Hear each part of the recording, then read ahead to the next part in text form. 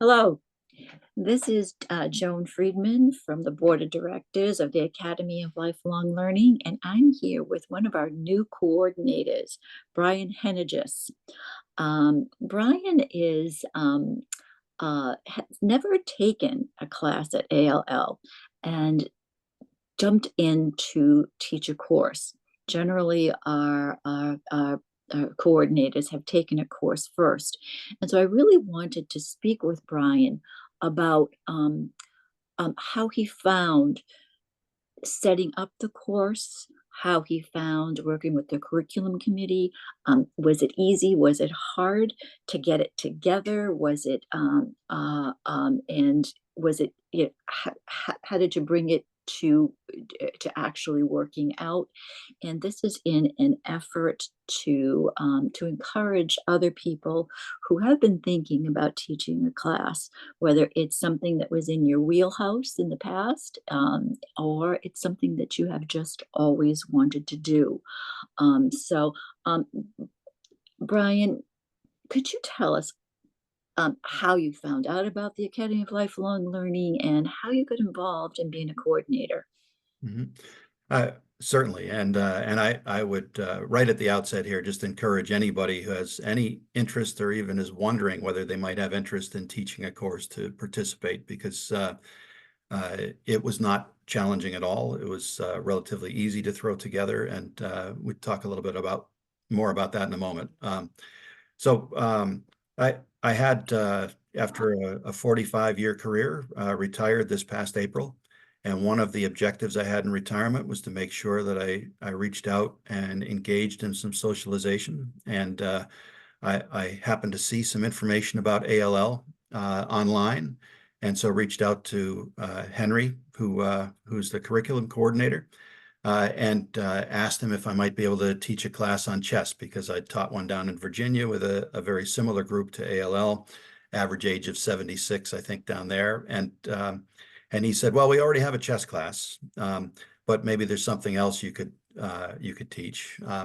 And I've taught some business classes for MBA programs, but that didn't seem really right for this audience. But having just retired myself, it seemed like a class on retirement topics might be a really good one. And so I sent to Henry a sample curriculum, just sat down for an hour or two and came up with some thoughts about the things that I'd been going through myself and thinking through as I get ready for retirement. Sent it to him. He tweaked it just a little bit. It took maybe about an hour or two. I received a note back, and that became the basis for the course. So it was not hard to put together at all, and I was able to focus on areas where I had some base expertise, and where I didn't, it was not that difficult to add to it. An important element of our class was that we had an engaged classroom, and the participants, the fellow students and learners, knew a lot about the topics that we went through. And so they were able to add to the class. So it wasn't just me sitting at the front of the room talking the whole time. We had some engaging discussions where we taught each other, and I learned as much from this class, I think, as the students who were in it. So it's throw yourself into it, you get a lot out of it. Okay, so that you would you encourage anybody that was thinking about it? I would highly encourage anybody Yeah. who's thinking about it. Mhm. We had our fall social recently. We got to get together with everybody, and I mean, after 4 or 5 conversations, I wanted to go to every other class that other people had been to. Mhm. And I know that there are a lot of other topics like that out there where people have expertise and they just don't realize it. We have there's a quote that I originally learned as Japanese, but actually found it all the way back to around the beginning of the first millennium. And I think by Seneca the Younger, like back in Roman days, who said to teach is to learn, or something very similar to that in Latin. And it's true. You don't really understand something until you can explain it to somebody, and you don't really learn it yourself until you're talking about it with others and trying to pass on that knowledge. And so you have that expertise as individuals. You've got the ability to pass it on, and yeah, don't be afraid of jumping in and that you can get so much out of it.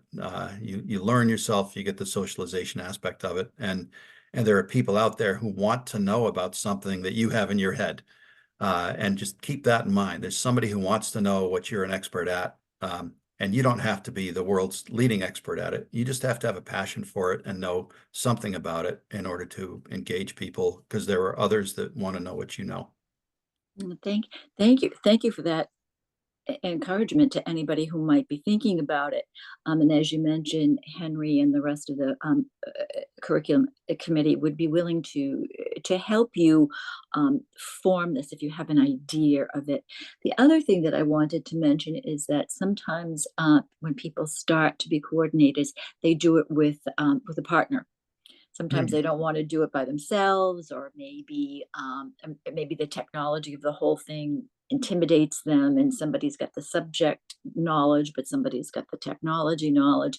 So a lot of our courses are co-taught, and that's just a whole lot of fun. The other thing about it is that if anybody teaches or coordinates a course, they do get a free course as well. So that's a little something that we can give to our coordinators, just in the way of a thank you for their time and their effort to help make our program something that is really living and thriving here on Cape Cod. So Brian, did you want to add anything else? No, I'll just repeat what I said, which is, Okay. if you're even thinking about it, jump in, try it. I had an expression that we used to use a long time ago for karate practice, which was, if you're afraid to get wet, go jump in a lake. And so, if you're drawn to it at all, uh, do it. You'll be good at it, and people will want to hear from you. Well, thank you very much for your support for our program, and for your encouragement to anybody else who might be thinking about it. So, to all of our members, again, this is Joan Friedman and Brian Henegist. Please give Henry and the curriculum committee a call or a text, or just follow us on our newsletter. We have plenty of encouraging things for you to do. It might just be pressing a button. So again, thank you very much for listening. Thank you, John.